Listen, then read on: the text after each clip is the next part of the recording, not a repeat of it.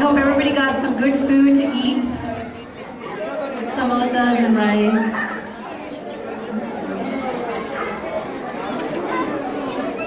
If people outside can come back and the performance will appreciate it.